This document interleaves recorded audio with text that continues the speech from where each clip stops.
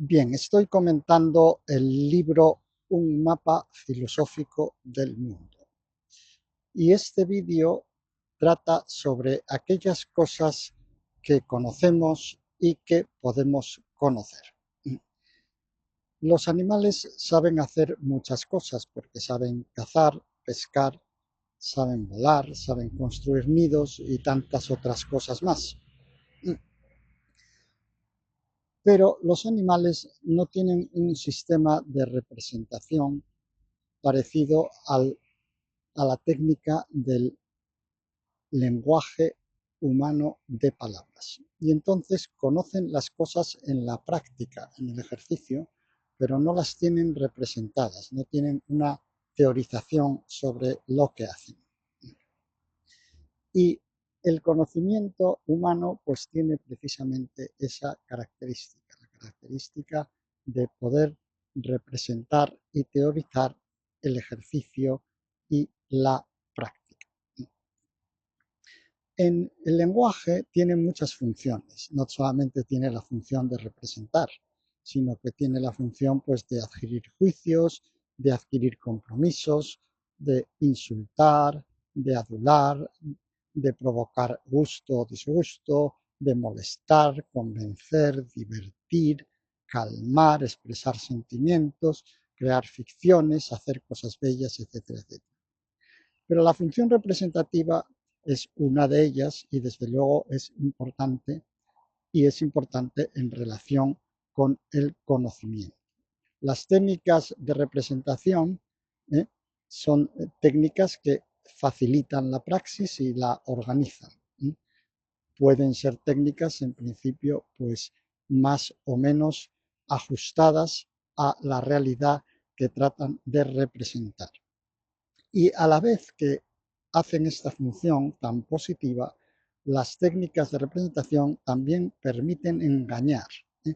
También permiten engañar porque puede haber un desajuste entre lo que se representa y lo que se dice y aquello representado o aquello de lo que se habla o a lo que uno se refiere.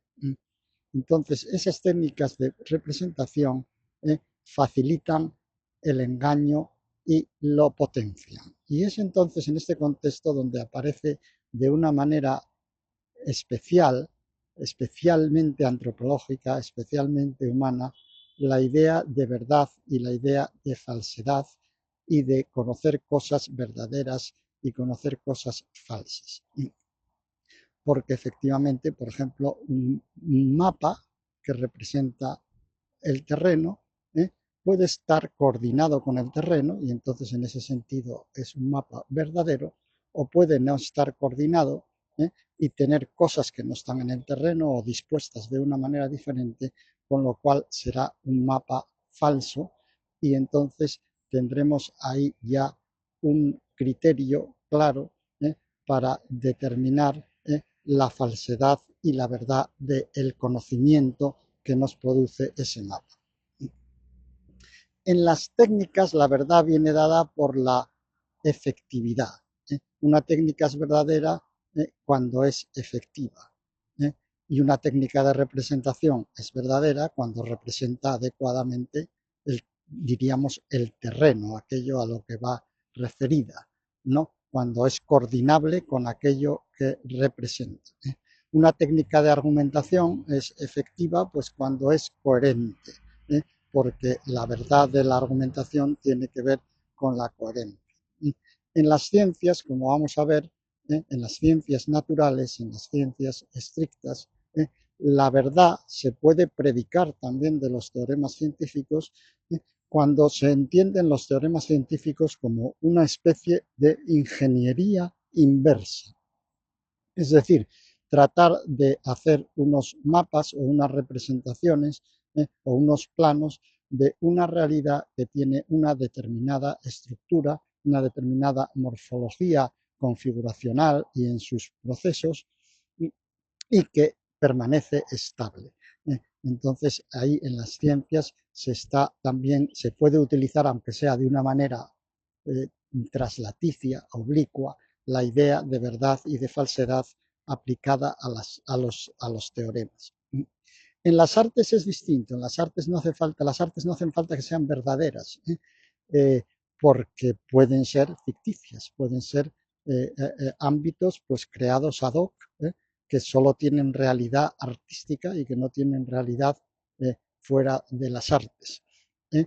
O que a lo sumo tienen verosimilitud, son verosímiles, pero no necesariamente tienen que ser verdaderas, porque el artista no es un cartógrafo, ni es un periodista, ni es un historiador y no está comprometido en principio con, con representar fidedignamente nada en concreto. En filosofía la verdad es problemática. Es problemática porque no hay un consenso claro acerca de las teorías filosóficas. Yo aquí estoy exponiendo un mapa filosófico del mundo, pero este mapa filosófico del mundo es mi mapa filosófico, es tal como yo puedo hacer ese mapa y por supuesto habrá muchas personas que no coincidan en ese mapa o en los juicios que estoy haciendo, en las valoraciones, en las clasificaciones, en las organizaciones y en las críticas que yo mismo estoy haciendo. Una cosa muy importante sobre el conocimiento es la cuestión de su verdad y de sus límites y de discriminar, porque no se conoce todo, desde luego hay muchas cosas que desconocemos, pero tampoco es verdad que no se conozca nada, es decir, tampoco es cierto el escepticismo radical. En este asunto, como en tantos otros, hay que discriminar, ¿eh? Porque hay cosas que se conocen y hay cosas que no se conocen y hay cosas que se pueden conocer y hay cosas que no se pueden conocer. Por ejemplo, del pasado hay cosas que probablemente no conoceremos nunca, puesto que no hay vestigios, reliquias, relatos, documentos, monumentos de determinados procesos, pues sencillamente porque se han perdido. Por otra parte, del futuro no podemos predecir la mayor parte de las cosas. Las cosas que podemos predecir del futuro, gracias a las ciencias físicas y naturales, son mínimas. Quizá pues la trayectoria de los planetas a corto plazo o quizá ciertos procesos físicos, químicos, etcétera, etcétera, pero desde luego no podemos predecir la marcha del curso, la marcha del mundo, perdón, no podemos predecir el curso de la historia, y todas las teorías que se han presentado a sí mismas como queriendo o pudiendo predecir el curso de los acontecimientos, teniendo una especie de capacidad de visión del futuro, pues son radicalmente falsas porque el futuro no se puede predecir. Ahora bien, como digo, el escepticismo generalizado también es falso. El escepticismo generalizado es la idea de que no se puede hacer mapa alguno del mundo. Esto es falso, porque sí se puede hacer un mapa de determinadas regiones, y hay mapas mejores, hay mapas peores, hay mapas verdaderos, hay mapas fantásticos, hay mapas que se coordinan con la realidad, ¿eh? Y hay mapas que no se coordinan con la realidad. Y ese escepticismo radical yo creo que es un escepticismo muchas veces interesado por grupos de intereses políticos, económicos, religiosos, militares, científicos, etcétera, etcétera, que quieren promover unas determinadas ideas y quieren plantar dudas sobre otras en concreto, y entonces en ese juego pues a, analizan y plantean tesis escépticas, más o menos escépticas en unos contextos o en otros. Por último, para terminar este vídeo, yo quiero comentar que el conocimiento puede valer para liberar, pero el conocimiento también puede valer para esclavizar y para dominar. El conocimiento no siempre es liberador, depende qué uso se hace de él y quiénes están haciendo ese uso. Pues nada, nuevamente muchas gracias por su atención.